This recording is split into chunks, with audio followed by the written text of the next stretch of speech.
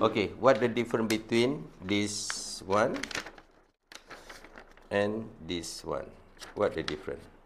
Ini beza dia, dekat sini ni beza dia ada dia punya belakang ni, band ni. So band ni adalah benda yang nak bagi menyatukan antara satu sama lain. So this is, nama dia sebagai steel fiber. Macam mana kita nak apply? Dia fungsi dia ni adalah untuk replacement of the besi.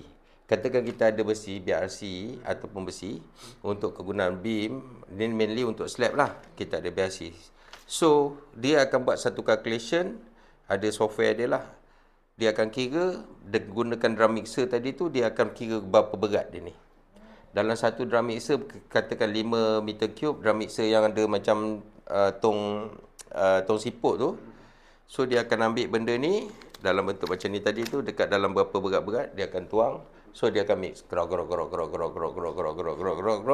Lepas tu, dia akan tuang.